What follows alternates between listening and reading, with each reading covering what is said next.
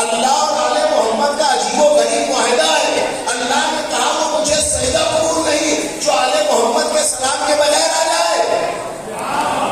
اللہ نے کہا مجھے وہ سجدہ قبول نہیں جو آل محمد کے سلام کے بغیر آ جائے. آل محمد نے کہا وہ مجھے سلام قبول نہیں جو سجدہ الہی کے بغیر آئے.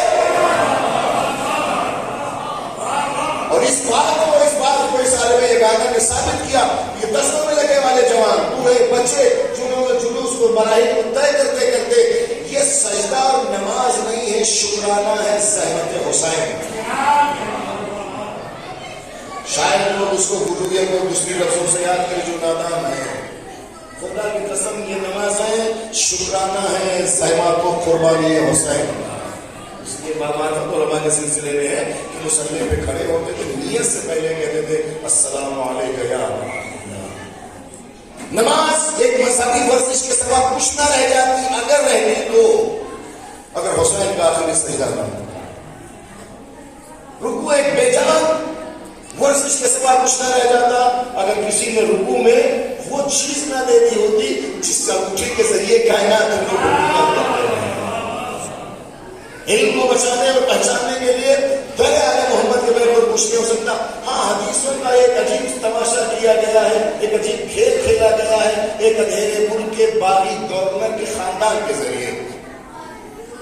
ایک اندھیرے ملک کے باغی گورنر کے خاندان کے ذریعے حدیثوں کے ساتھ جو کھلواڑ کیا گیا آپ اس سے بہتر جانتے ہیں.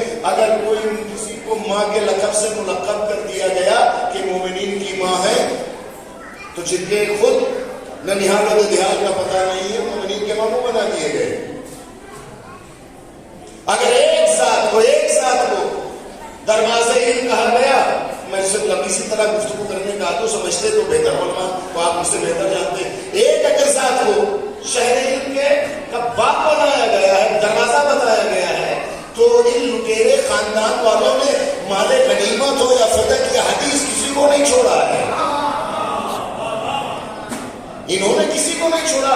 اب کسی کو چھت بنا دیا، کسی کو برنارا بتا دیا، کسی کو چھپر بتا دیا. مزے کی بات یہ ہے، جملہ نظر دو، مزے کی بات یہ ہے کہ جھوپڑی میں انہوں نے چھت بھی بنایا، برنارا بھی بنایا اور دیوار بھی بنا دی. جھوپڑی میں نہیں ہوتا. عربی کا ترجمہ میں نے کیا، پوچھئے کہ خدیر کے مقابل کون سا لفظ استعمال کیا جاتا ہے.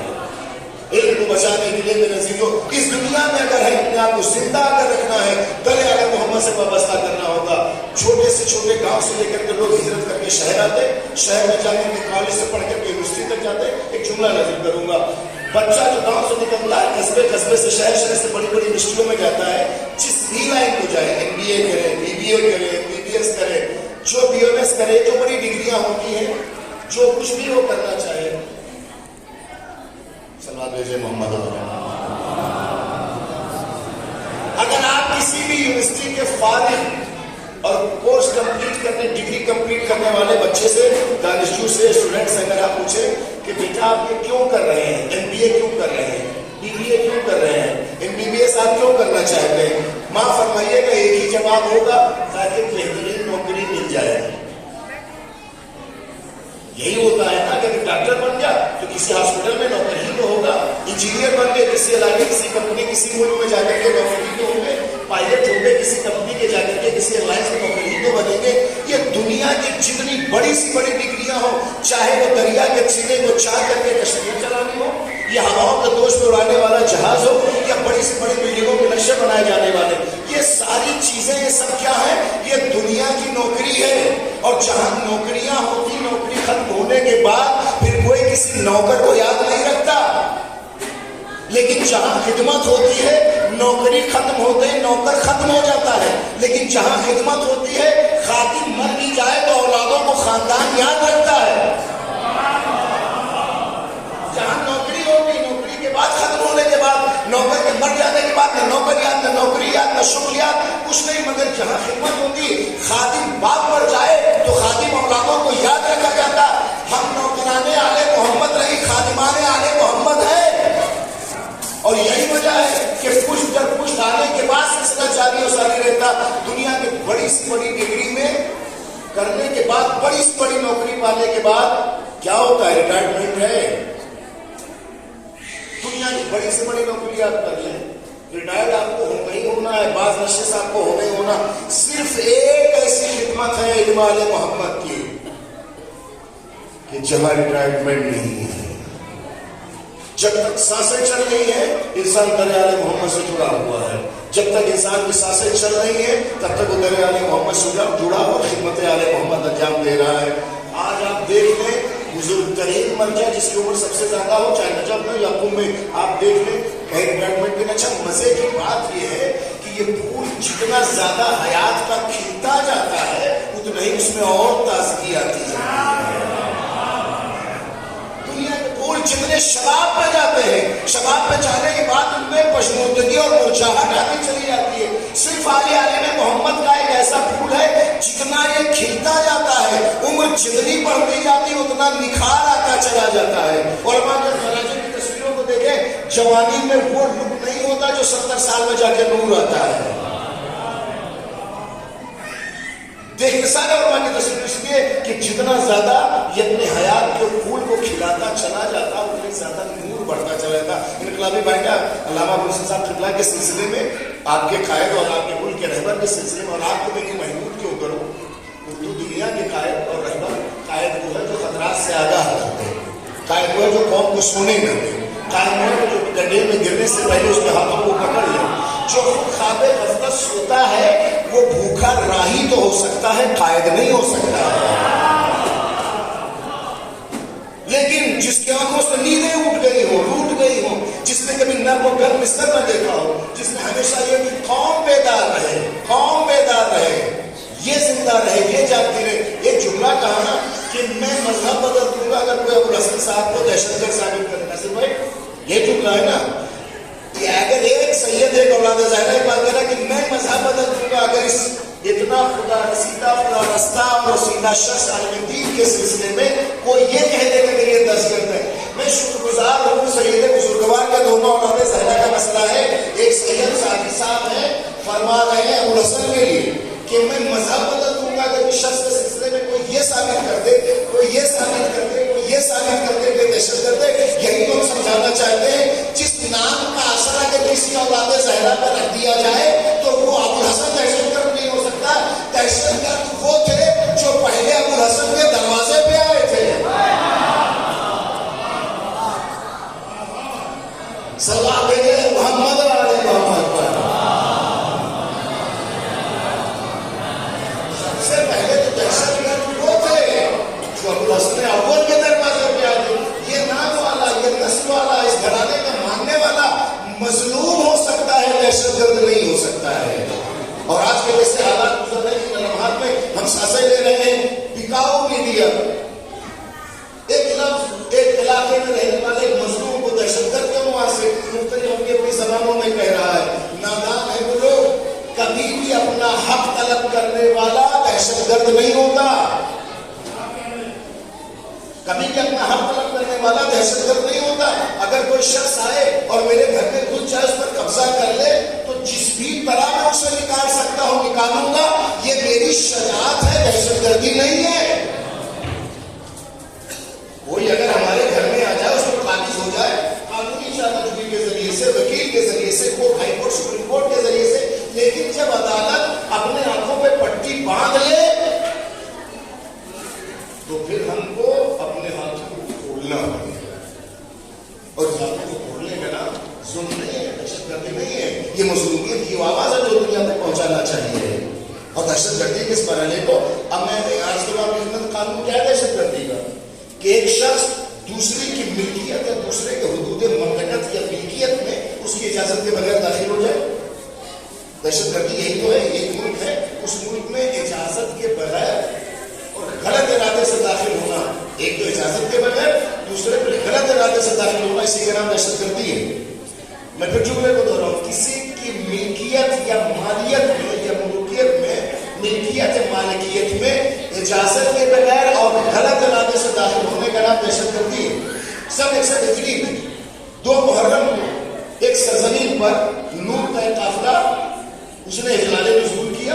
اجلال نزول کرتے ہی سب سے پہلے پوچھا اس کا نام کیا ہے.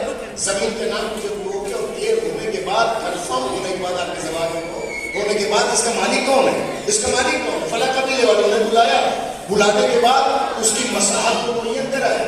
اب علماء ہے مساحت معین کی اتنا بائی اتنا, اس کی قیمت معین کی گئی, قیمت معین کی گئی, مساحت معین کی گئی. ہم شکل پیغمبر کے نام, اس کا نام قبالہ لکھا گیا, اس کا بیانامہ لکھا گیا, اس کا قرارداد لکھی گئی. لکھا کس نے؟ نواز رسول نے. دکھایا کس کا نام؟ ہم شکل پیغمبر کے نام. کس سے؟ قبیلے بنی اسد سے. کتنا؟ اتنے کلومیٹر, اتنے میٹر, اتنے علاقے میں, 60,000 درہم میں. کسی کی مالیت اور ملکیت میں اس کی اجازت کے بغیر داخل ہونے کا نام دہشت گردی ہے. سلام ہو ابو الحسن کی اس پاکیزہ اولاد پر جس نے کربلا میں جا کے زمین خریدا, حد بندی کرائی, ہم شکل پیغمبر کے نام ہدیہ کر کے بتایا. اب اس لمحے کے بعد جو اتنے علاقے میں داخل ہوگا وہ دہشت گرد ہے, حسین دہشت گرد نہیں ہے. علم باقی ہے, علماء باقی ہے. میں اس سلسلے زیادہ گفتگو نہ کروں. دہر اور زمان میں فرق ہے, دہر اور زمان میں فرق ہے. میں کیا کروں, آپ کے سامنے سورج کو دیا دکھانے کے مترادف ہے. امیر کائنات نے یہ کہا ہے کہ جب تک دہر ہے, علماء ہیں, باقی ہیں, زندہ ہیں. سچ بتائیے, آپ سے 200 سال پہلے چلے جائیے جو ہمارے اساتید تشیع ہیں, ہمارے پاس تصویریں تو موجود نہیں ہو. فلم پہ جنہوں نے کام کیا, اصول پہ کام کیا, تاریخ پہ کام کیا, تصویریں تک ہمارے پاس موجود نہیں ہیں. نام صرف ہے, اور نام پڑھتے ہی ذہن کے پردے پہ جو تصویر بنا لیتے ہیں وہی ہمارے عقیدت کا اظہار ہوتا ہے.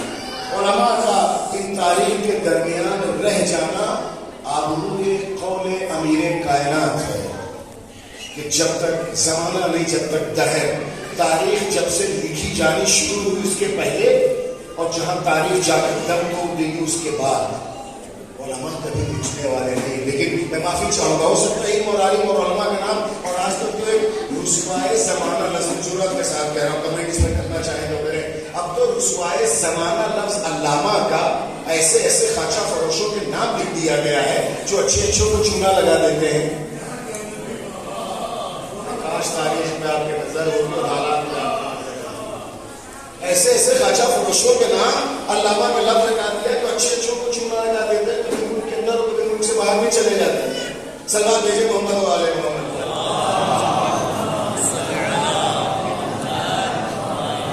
میں اس گمراہ ٹولر قبیلے کی بات نہیں کرتا ہوں, بہت بلکہ بہت سارے دیگر مذاہب اور فرق کے ان جانکاروں کے نام جسے عالم اور علماء کہا جاتا ہے. امیر کائنات نے ان کے بقا کی ضمانت نہیں لی ہے. امیر کائنات نے ان کی بقا کی ضمانت نہیں لی ہے کہ جب تک دہر باقی ہے یہ باقی رہ جائیں گے. یہ باقی رہیں گے نہیں, وہ ہیں جو علم آل محمد کو تشنگان علوم آل محمد تک پہنچاتے ہیں. اور اس کے لیے کوئی ضروری نہیں ہے کہ انسان ایک بہت بڑا یکتائے دہر ہو, کوئی بہت بڑا عالم دین ہو.